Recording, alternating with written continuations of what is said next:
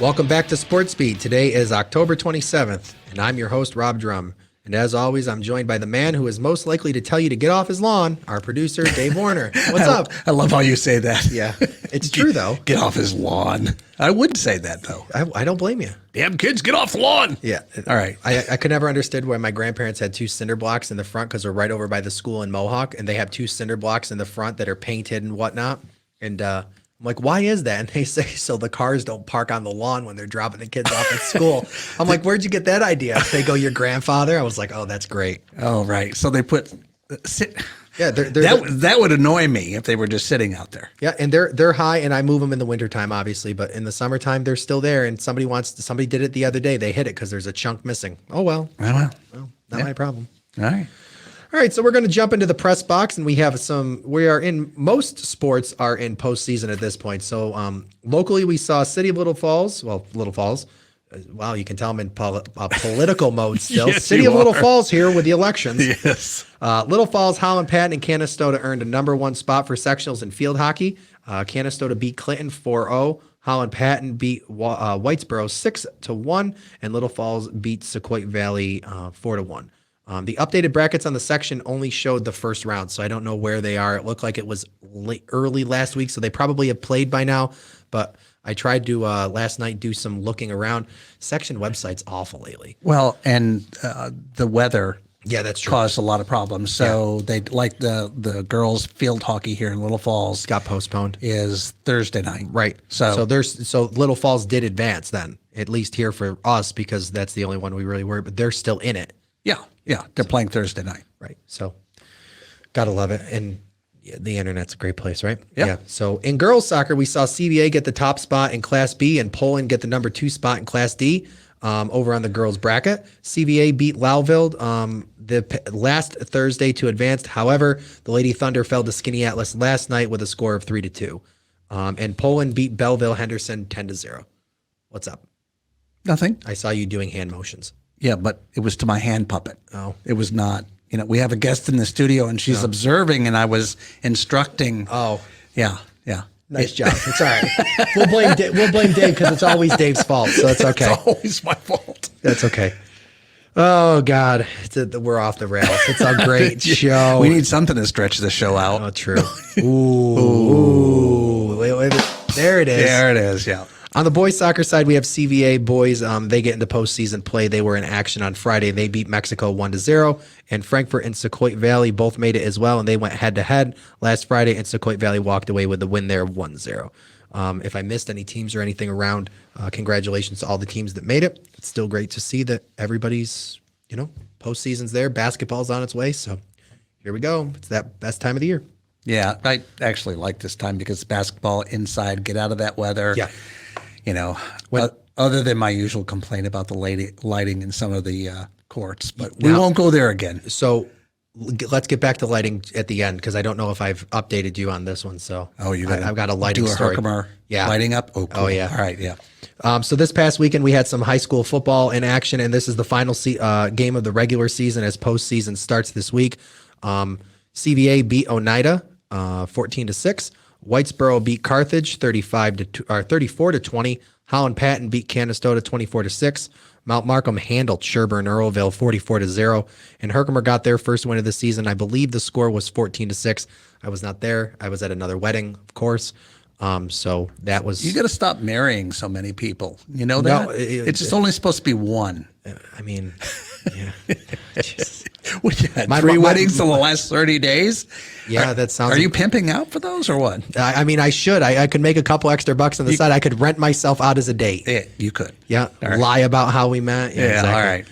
The big news over in football is that over the weekend or over the week, it was revealed by Notre Dame that the football team was forfeiting 3 of their wins this season due to an ineligible player on the team. In a statement, Principal Roy Kane said that they immediately contacted the section for guidance and clarification. It was broke by WKTV, and that the athletic director had also been relieved of duties, and that the principal, Roy Kane, will be assuming that role until a replacement is found.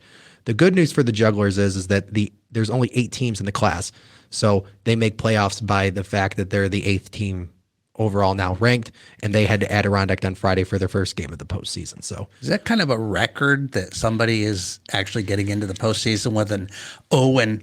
I tried to record add, now? and this is awful to say about Herkimer. Luckily, we got we got the win, but I was talking with some of the field staff that has been there far longer than I have, and they can't think of a time. They can think of a couple teams that had one win walking in, but we couldn't come up with. And I tried to look at some of the records that you could find, but again, high school records. There's no ESPN to go look for them. I can't find really many instances, if any, that there are. So this might be, and it shouldn't have happened because it was either Frankfurt dropped to 8-man late in the season, Sequoia was after, so there should have been 10 teams, so 2 were sitting out. But this is just the way it fell because what Frankfurt folded just before the season and Sequoia reported at the beginning of the summer. So now there's 8 teams. So by virtue of that, all of them get into playoffs. It's weird. It's a weird year. Yeah. That's all I can say. Still. Yeah, we're it's the last year that I don't know. So, but in high school basketball, as we were kind of talking about, is right around the corner. So in the next couple of weeks, we're going to try to see if we can get John Rathbun on here to give us a preseason look at what we've got here in the Valley. Also, my buddy Jeff Maliner was on a podcast the other day in the Albany area. He's involved in women's basketball in the Capital Region. So going to try to see if we can't get him on here, maybe a Section 2 update, and just go around the horn with that. So. But lighting, so we did a full walkthrough of Herkimer. So the gym is done. Floor is done. Looks great. Kudos to Christy, the athletic director, and the whole team that did it because it looks absolutely friggin' phenomenal. New bleachers, new floor. Everything in the gym is brand new. It's a whole remod. The weight room is got glass in it, so you can have like a viewing area that's over there. We got a new scores table. We got a whole new sound system that's in there, but the lights look pretty good. Ah, good. And so did they give you like a little cushion on your little chair, their scoring chair? I mean, I bring my own, so yeah. Oh, okay. You're trying to be an ass one. Yeah, I'm not trying. Oh, that's true. We're off the rails. It's great. So, but yeah, so it's going to be interesting. I actually, for one of the first games, because we've got a video board now with the scoreboard, so there's a bunch more going on. So I'm going to actually go and try to bring my camera with me just to test out to see. And I only have a Rebel 6 or whatever. Do you want to borrow a real camera? Or? No, because I'm afraid if I break it, I don't have the insurance endorsement on it. With my luck lately, I dropped the damn thing. So, but it looks good. The lights look good. The new bleachers are the right color and everything. It's a gym and it looks good. So kudos to her. Really, really, really excited for the first time in a long time to go be in a good gym. What can you put up on the video board? So I don't know, commercials or is it it's like a jumbotron? It's kind of like a jumbotron, but there's certain formats that you can use, and they have a virtual format. They've got a computer that you can remote into. So we're going to try to get the names of all the players up there. Nice. I was looking the other day, sometime over the Christmas winter holiday, get everybody's name into a system, get senior night set up so we can throw them up there, maybe a picture. But you can do formatting, and as long as it's an MP4. Okay. So you could do anything then. Yeah. Yeah, you could run our commercials. Sure. Yeah. I'll send them over. There you go. I'm sure Herkimer would halftime love show sponsored by My Little Falls. We'll Yeah, play the video. Yeah. Put the music. Yeah. Get the music. Everybody gets pumped up. So, Yeah. But really looking forward to that. So, all right, making the jump into college here. Herkimer girls volleyball up at the HCCC was on the road at Mohawk Valley, and they got a nice road win there. They did have to use all 5 sets. The team finishes the regular season 7-3 overall, and they are now on a nice 4-game win streak. They're next in action this coming Sunday as they head to Niagara County Community College for the Region 3 tournament, and they will face Erie County Community College. So good luck to them.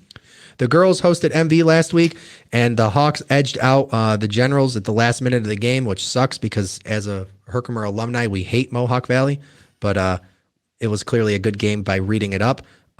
Freshman goalkeeper Kirsten Gay had 15 saves on the day and did good. Head coach Damon Nish said after the game, and I love this quote. It's not a usual quote you get after a loss like this. That was a fantastic game. MV has been blowing teams away this year, and we have a lot of positives to take away. Mackenzie and Tyra were fantastic.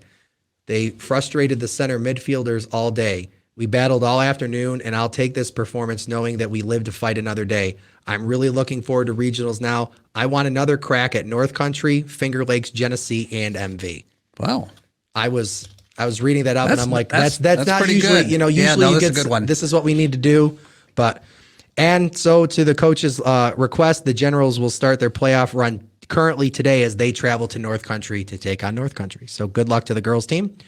Over on the men's team, they finish the season with a win over the Lasers and a shutout. Spreading the score sheet around, the Generals saw Kyle Middleton pick up the first goal of the game and Hussein Osman pick up the second before the half. Then Mitchell Bordeaux picked up the 2 goals in the second half. Final score there was 4-0. The Generals finished the regular season with a record of 8-1, and they're ranked 3 in the region. And according to the news release, they'll be back in action this weekend, but the bracket wasn't released. So, and I, to my detriment, didn't really have time to look it up. So, but good luck to whoever they play. Dave's, we're going to make the jump to college football now. Yeah. Right. So Dave's Longhorns lost to Oklahoma 2 weeks ago, and they headed into their bye week. They're in action this coming week. The final score of that game was 32-24. And again, this week they're hosting Baylor, number 16 Baylor. So that's going to be a rough, I don't know, man. I hadn't recovered from Yeah. the week prior to that. Yeah. And then and luckily that one I didn't watch, but my son was like, "Are you watching this game?" He's texting me. Well, I was at my father-in-law's memorial service, so no, I wasn't watching the game. I would have gotten a lot of crap there. But That's why you do it on your phone very quietly. no, I couldn't do it. I could not do it. So you're not going to be like me when my cousin's getting married out in Rochester and I've got the Bama and Florida game on the entire time? That wouldn't have been you. I've done that before. I'm sure. Not at the memorial service. No, really got to get your at some point see if your son will come on, talk with him about SEC. Yeah, no, he said whatever you want. Nice. He's on. We just got to we've got to count in the our time difference. Yeah. And then he also works West Coast, so We'll work it out. yeah. But he said he'll come on. Yeah, I mean, I'll talk SEC football and Texas football until I'm blue in the face. So, Bama. Last time we talked, they were just off a loss there against Texas A&M, I believe it was. But Bama is now back in, rolling, I guess. However, they only played the fourth quarter this past week because they looked like total crap. It was 21-14 at the halftime. Then it was 24-17 at the end of the third. Then Bama decided, hey, we want to play a game today. So they outscored Tennessee 28-7 in the fourth quarter alone for their homecoming game. And they just looked like total shit. It pissed me off. But Bama enters their bye week. We have no opinions on this show, thank God. Yes, no, we don't. Yeah, all right. You're playing a team that is far inferior overall, even by the metrics of the book. And I totally get the any given Saturday, every given Sunday. Anybody can beat anybody. I totally understand that, but they played down to their competition. At one point, they were down. They lost the ball and went back, and they just looked like whatever. And then all of a sudden, I texted a buddy of mine. I said, "We're going to blow this game." And then all of a sudden, something happened. They scored. They went back. Interception. It was either a pick six or they got down inside the red zone off that one, and then Tennessee defense downed the guy. I can't remember which one it was. Then they said, "Oh, hey, we're going to do." They scored more points in the fourth quarter than they did the entire game. You can't.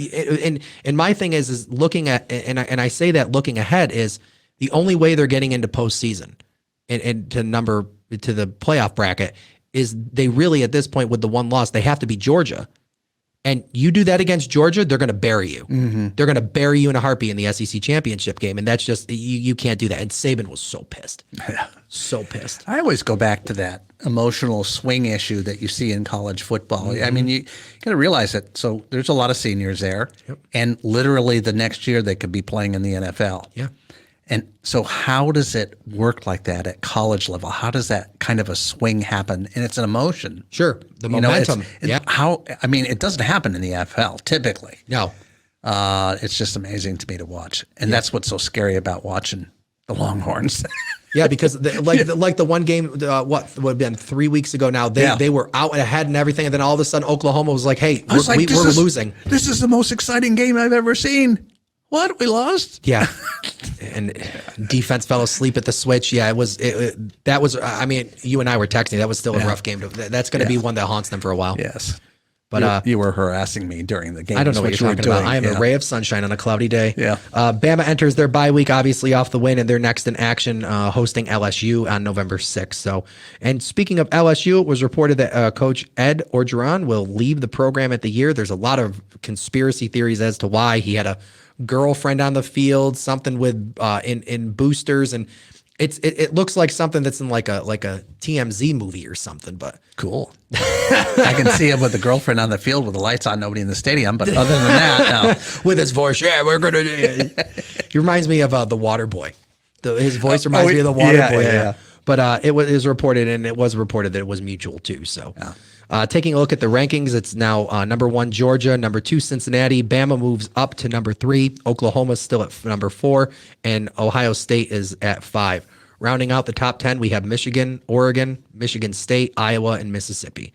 And then local favorites, Notre Dame is at 11, which is great because they're not in the top 10, which makes me happy. And Penn State had a rough week, and with their loss this past weekend, they dropped to number 20. So we're going to do a commercial break. We're going to come back for an NFL roundup at the about the halfway point here, and some other stuff going on. Some other stuff. All right, here we go. Visit My Little Falls and stay connected with the latest news, information, and events in the city and the area. Our mission is to generate interest in the community and connect residents in a more meaningful way by facilitating deeper conversations about how these stories will shape the future of the Mohawk Valley. Join thousands of weekly visitors who stay up to date with feature stories, interviews, videos, our event calendar, and print publication, the Mohawk Valley Express.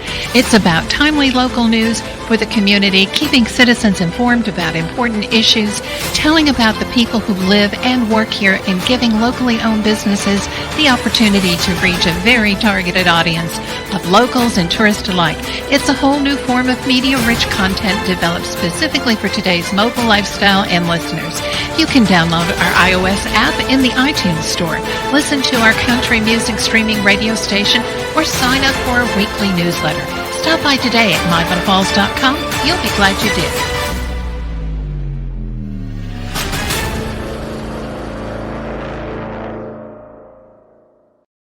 All right, so we're back. So we're going to do an NFL breakdown. I'm going to try something new here. Just put together some like notes and just my usual sarcastic form that I've got. So this is going to be, you're going to enjoy some of these, I think. So I tried to put some nice one-liners in there, reading over. Okay. So we're going to look at, first off, our Dallas Cowboys beat the Patriots in overtime 2 weeks ago, which was a great game, and they head into their bye week. Dak's a little banged up, but the bye week obviously is going to help that. I think when I checked earlier today, he's questionable, but they said that he's coming back, so that's good. The Cowboys are heading to Minnesota to face the Vikings this week, so we'll see how that goes. However, mid-season breakdown. So I know we're only about, I think it's this coming week is week 8. So the NFC East, besides Dallas, is an absolute shit show. The Eagles are a long way off with a rookie head coach. The Giants are just really bad, period. And the Washington football team, or as Dan Le Batard calls them, the Washington racial slurs, which just makes me laugh every time he says it. I did hear that one time. Yeah, that was pretty funny. And he keeps harping on that, and it's just great. Everybody thought they had a defense, and you were all wrong. So none of those 3 teams are making playoffs, and that really makes me happy as a Dallas fan because our division is crap, and we're going to take the division championship. So the Lions are 0-7. I feel really bad for Coach Dan Campbell. It's literally one soul-crushing defeat after another. There's 20 seconds on the clock against I forget what team they were playing, and they lose and they're up, and I just feel really bad for him because they've been competitive in some games, and they should have won at least 2. We don't get to Formula 1 until the end, so that's great. Should I go tell him? Yeah, right. Come back, do a lap and come back. Do the little tweaker car out there. Come on, dude. Right. The Bears are 3-4, and at this point, it's hard to imagine seeing them in postseason. Justin Fields may be broken physically by the end of the season because their offensive line is awful. He was a great college quarterback, even though he played for the wrong team. What? Oh, what? Yeah. You're looking at the monitor instead of the camera. Yeah, I've been doing that the whole day. I know. I guess. Oh, well. I tried to catch you a couple times, but it's like squirrel, and there it is. Squirrel. Do you want me to turn that monitor off so you're not you're distracted? Right. All right. But the offense is awful. I feel really bad for Justin Fields in a way because he did really good, even though he played for Ohio State. But the NFL transition just did not do him any favors. So the Falcons are 3-3. They battled back to 500 with another rookie head coach, Arthur Smith. But defensively, they are way down, and I don't see them doing anything either. Carolina is 3-4. Their offense has disintegrated, and even with Christian McCaffrey coming back, that's not going to be fixed by his return. So you can count them out. Seattle, this one gives me personal pride. Wait a minute now. So you've transitioned to the NFL and you're counting. This is like a Baltimore story again, right? Yes. They're done. They just might as well just not even dress. Yep. All right. Good. But no. So Seattle is 2-5, and it's too late for their season. Russell Wilson went down earlier, and if I got my reporting right from Adam Schefter, he's not reported back at least until week 11. So that's pretty dire straits to be in, depending on where they are, especially with a 2-5 record now. Their defense is terrible. They can't cover the rush. Their offense is barely there. And I hate Pete Carroll as a coach, so it couldn't happen to a bigger bag of shit. So there's that one. I'm going to put a check. This is almost like a I hate Tom Wilson kind of segment. You want to know the best part show. is I have a couple friends that live out in Seattle, and I sent that little line to them saying, how do you think this would read if it was read in the Seattle media market? And I can't say what they said on air. It's 10 times worse, but they were not happy, especially when they lost, I think they were Monday night. Yeah. Oh, well, don't care. San Francisco head coach Kyle Shanahan is taking some major fire and is definitely on the hot seat at the moment. The defense is in really rough shape. They've got the quarterback controversy with Jimmy G. I believe it because he's coming back. Don't know. They're worried about what his shape was in. So, but they sit at 2-4 and they're not looking good, so they're done. AFC doesn't look so bad. The NFC is a joke, but the AFC doesn't look so bad. So Houston is 1-6. The goal there has always been to get the number one pick, especially with the stuff with Deshaun Watson at the beginning of the season. So they're looking good. I still don't understand that. So let's just not even cover it. Yeah, no. And in typical 2020, it depends on which media outlet you're following, because I mean, you would literally have to check 5 or 6 different media sources to figure out partial story. And the league is very quiet. The district attorneys aren't saying anything. All of a sudden, the witnesses are not saying anything. You can't put a story together here. It was all fire and brimstone, and he was going down, and it looked like he was going down. And then all of a sudden, everything went quiet. Now, maybe that's designed because they're building a case, and that's fine. But like the NFL, in typical NFL form, asleep at the switch. You do all this other stuff for the low-level people that are weed, but you let people like this go with nothing? Well, innocent until, right? Right. Yeah. But true. All right. Good point. But again, it's employment, and he still has the ability. I mean, he's not playing, but yeah. He's still employed. Right. So, but a 16-game losing streak to finish out the season for them is totally possible. So that's them. Jumping to Jacksonville, they are 1-5, and this is all you need to know here. Urban Meyer is still the head coach, and they lost to Houston. Tells you everything you need to know. Jeez. The New York Jets are 1-5, and it's a tough gig being a fan of any New York sport right now in the city area because the Bills are doing great. Not too much hope floating around either. Zach Wilson is hurt. The offense is terrible. The defense is cracking because they're on the field way too much. Their game was just disgusting, and they gave up 54 points to the Pats last week. So not looking good, and there's definitely more of that to come. In Miami, and this was, I thought, for me, because I know when we were talking about the draft earlier in the year, Miami looked like they had all the right moves. They had all those draft picks. They did smart draft picks. It just hasn't materialized. They're sitting at 1-6 right now. They're on 6 straight losses and counting. The players are not buying into what the coaches are selling. I think that's the huge point. I actually stole that from whatever the commentator was, and looking at the sideline after he said it, just watching like the reactions to the coach, you can definitely tell that there's locker room issues there. That tells me everything I need to know. Massive issues on both sides of the ball, and no, Deshaun Watson is not going to rise in and save the season because you're not going to trade for him. There's too much uncertainty there. What if you trade for him and 2 weeks later he's suspended for the year? Oh, yeah, yeah. You're really going to waste the draft pick? And you've got Tua, who isn't a horrible quarterback. He makes stupid rookie mistakes, but he's still a rookie. He's a rookie. Yeah. So, and then Denver's 3-4, and it's just as bad as it looks. They're on 4 straight losses, and their wins came against the bottom of the barrel. The coach is just on borrowed time. Defense scares nobody, and their home field advantage used to be a huge thing. Gone. So, The Cardinals, the Bills, the Bucks, the Cowboys, and the Ravens all look good, and the Football Power Index shows that they're the top 5 teams. So that's pretty cool. That's my little soapbox on the NFL for the day. That's your story, and you're sticking to it, right? It is. I will say, Bucks. I don't know how Brady does it. I really don't know how he does it after all these years. I'm not a Brady fan per se, but just the fact that he's 42 years old, 43 or whatever he is, and he's still doing what he's doing is just ridiculous. I know why he's doing what he's still doing. Okay. The energy he gets from his wife. Okay. The Cowboys are a pleasant surprise to us because I know we talked beginning of the season and we really didn't expect to be too much off to a shaky start, but they're doing good. We thought maybe 500. Right. But in our division, 500 at this point is 8-8, and 8-8 is the division championship. But they look like they could make a decent run if as long as everything holds true. Cardinals out of nowhere. JJ Watt goes there, gives them this huge thing. They're looking great, and everything's quiet because their media market's quiet. Yep. The Bills, though, I will say, and I'm going to say this again, the Bills walked into Tennessee and lost a couple weeks ago. All the Bills fans, you guys really need that statement win because beating Kansas City doesn't mean anything this year because Kansas City's atrocious. And you've got the easiest schedule left in the NFL. And I really worry because I'm really worried for some of my Bills fans. They're going to be high on the hog. Oh, we're the number 1 team in football because it totally could be. You're going to get into week 1 or week 2 of the playoffs, and you're just going to take the loss. So, anyway, we're done with the NFL for this week. Tune in next week for the other roundup and my soapbox comments. For more of who you hate. We'll figure out how I can joke in with who I hate more, Pete Carroll or Anyway, let's do that. Yeah. So baseball's seen a ton of action, and we are now in the World Series. The Astros beat the Red Sox, and that makes me happy. Sorry, Zach Steele. I'll send you a box of tissues.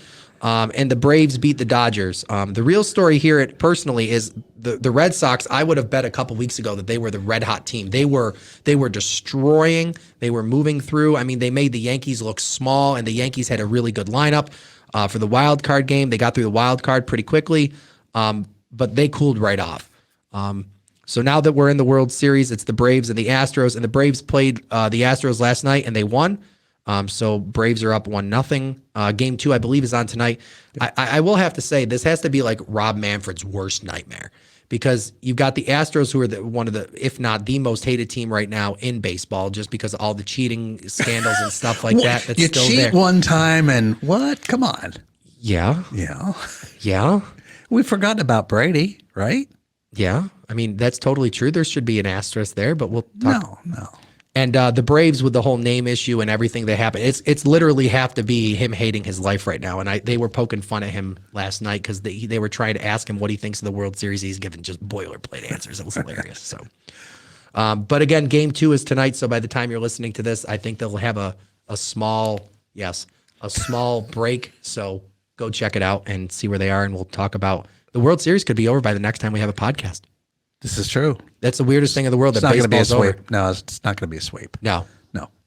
It's my prediction. Not a sweep. We'll see how bad it is next week. Yeah, true. Yeah. So Formula One was in America for the Circuit of Americas, and it was the highest watched event in Formula One. So Formula One has now had its day in America, and that makes me really happy because I've been a Formula One fan since I was a kid. I remember my dad showing me, the Andretti brothers way back when, and all the stuff going on in Europe and all the cars, and when Mercedes came out with the new car, and it's enjoyable for me. And what city was that in again? Which one? The Formula One. It was in Texas. Keep going. It was in Austin. Right. Yeah. Circuit of Americas. Yeah. Yeah. Cool. My goal is to go there. The atmosphere looked ridiculous. Where they put the track, I know where that is, and when they actually first bought the land and started clearing it, I was still living there. Well, we were living here, but we were down there, right? And working from Austin, and it was pretty cool. It was huge what they had to do there, so it was nice to see it used. Yeah, right.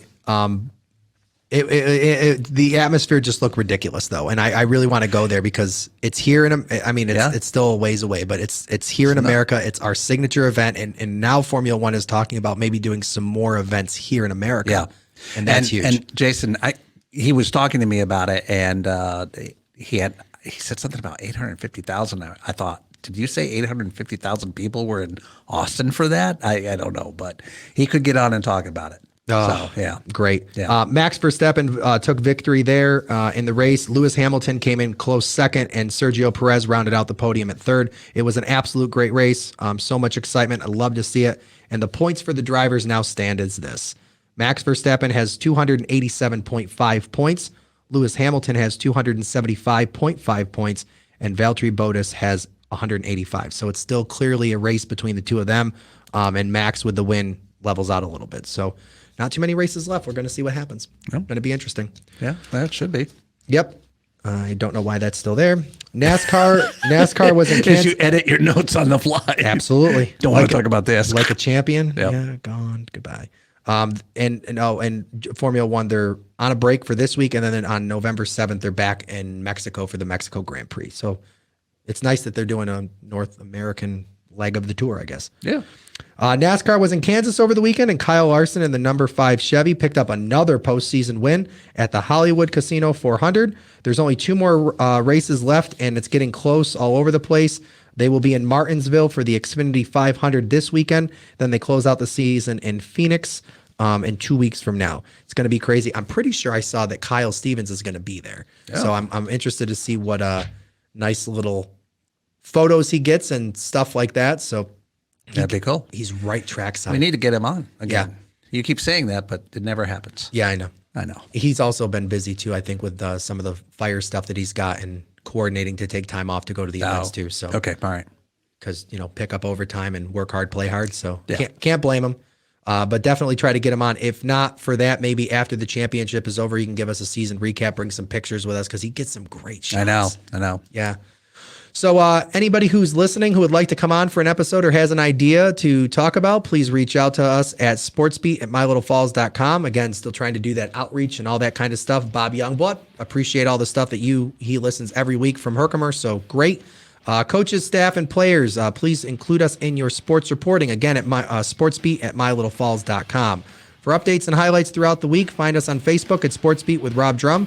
For all your local sports news and our podcast home, find us on mylittlefalls.com. For Rob Drumm here with Dave Warner, we'll talk to you next week.